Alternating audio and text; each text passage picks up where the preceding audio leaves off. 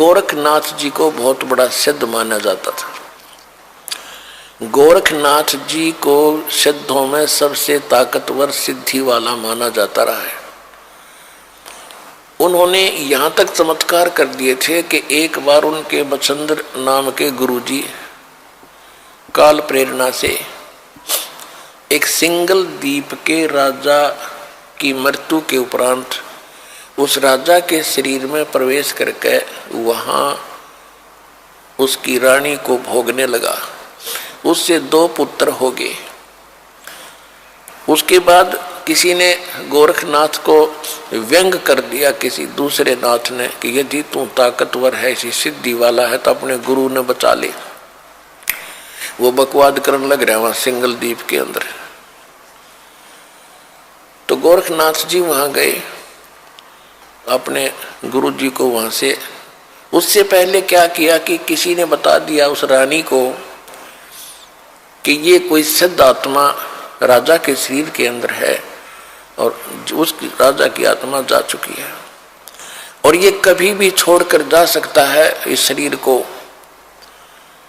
इसका शरीर मिलेगा कहीं पर किसी गुफा में, ये छोड़ कर आया है। तो रानी ने नौकरों को आदेश दे दिया, क्योंकि उसने तो राजा चाहिए था, शरीर चाहिए था, चाहे उसमें कोई आत्मा हो। रानी ने ऐसा आदेश दे दिया कि कोई भी किसी संत का कोई शरीर मिला उसको फूंक दो। सभी ने घूम फिर कर, नौकरों ने गुफा में एक शरीर पाया, उसको जला दिया, वहीं पर राख कर दिया। रानी निश्चिंत होगी। फिर गोरखनाथ गए।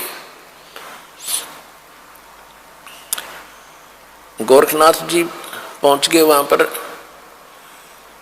गोरखनाथ क्योंकि वहां जाने नहीं दिया गोरखनाथ जी को, तो उसको मना कर दिया था रानी ने।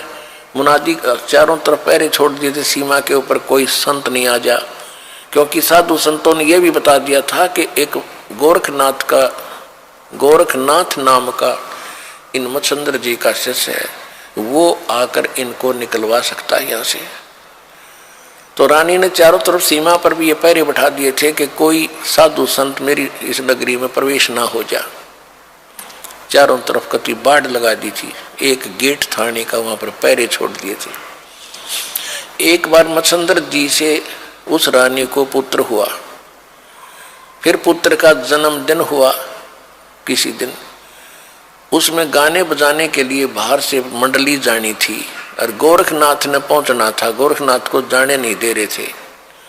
गोरखनाथ जी ने एक ढोलकी बजाने वाले का दस्त लगा दिया सिद्धि थे।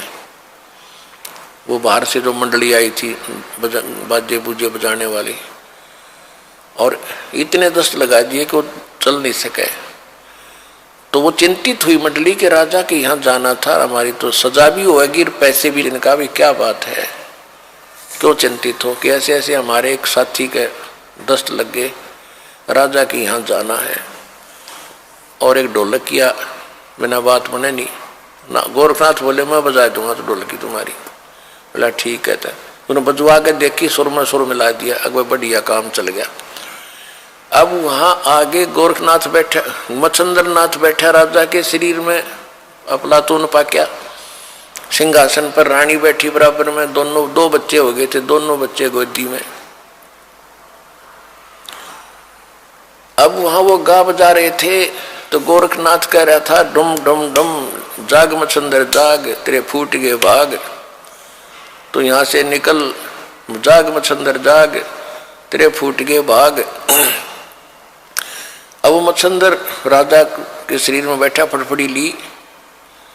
तब रानी से कहा कि इस ढोलकी वाले को रख ले या नौकर। ढोलकी वाला नौकर रख लिया।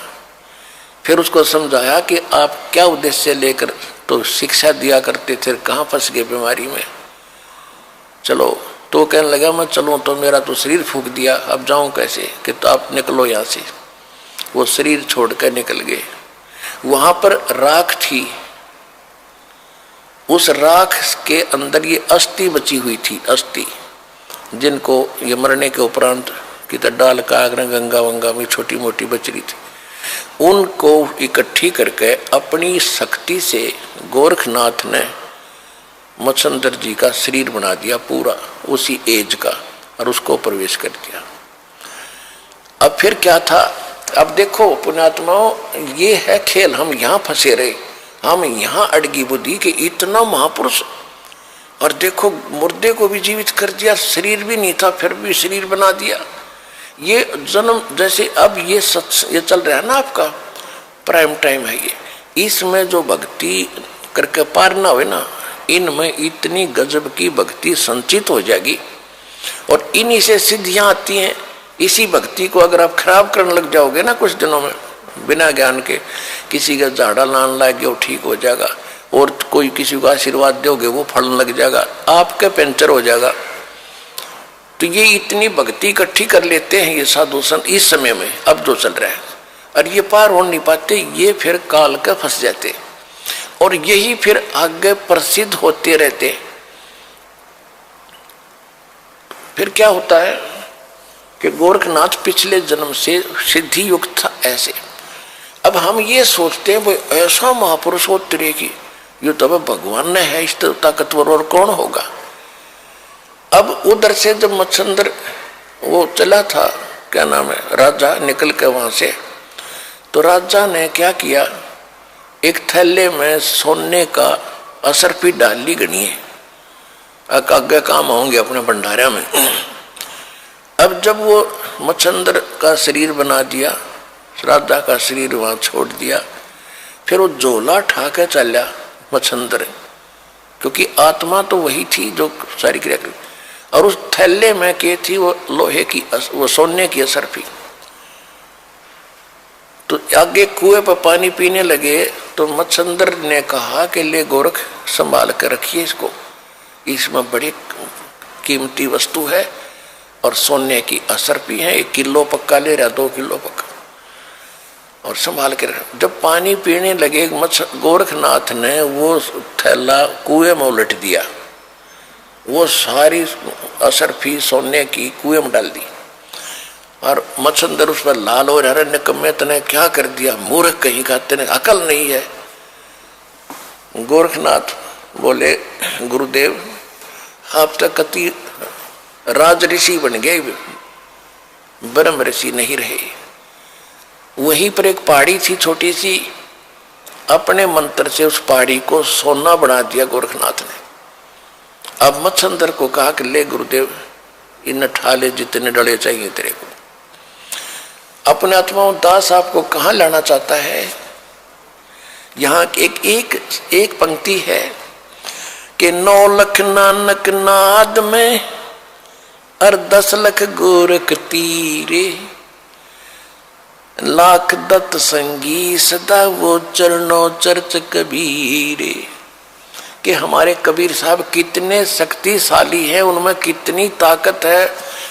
ये गोरख जैसे तो उनके चरणों में पड़े रहते हैं, पास सिंह भी नहीं उनके। जिसकी शरण में आप हो दास वहां लाना चाहता है। अब क्या होता है, ऐसा सिद्ध पुरुष और जिसने ऐसी करामात कर दी, लेकिन वो पिछले जन्म जन्म के पुण्य संग्रहित थे इस समय के। आपको बहुत बार सुना है, गरीबदास जी की वाणी में है कि शब्द महल में सिद्ध 24 हंस बिछोड़े विश्व बीसा। हमारे इस मंत्रों में यहाँ की तो अष्ट सिद्धि प्रसिद्ध है। हमारे ये इस मंत्र से, साधना से 24 सिद्धियां आ जाएंगी आप में, पर इनको प्रयोग ना करना। इन सिद्धियों की ताकत, सिद्धि बिना भी बात नहीं बने, सिद्धि से ही तो हमारी भक्ति रूपी जहाज चलेगा। यानी हम यहाँ से उस सिद्धियों से उड़कर चलेंगे, और हमने वो प्रयोग कर ली तो हमारी टायर की हवा निकल गई, फिर हम कैसे उड़ेंगे, कैसे चलेंगे आगे। तो ये गलती से पार हुए नहीं, ये फेंट आगे काल के, और पहले उसमें ब्रह्मलोक में रखा, वहाँ होटल में, वहाँ इनसे सारी पूंजी खत्म करा के फिर पृथ्वी पटक दिया। इनके पास फिर सिद्धि रह जाती है, भक्ति धन वहाँ खत्म करवा दिया। अब सिद्धियां पे ये माचे फिरे थे, फूले फिरे थे। तो इस प्रकार इस ज्ञान को समझ के फिर आप आगे बढ़ोगे। इन नकलियों के से भ्रमित नहीं हो पा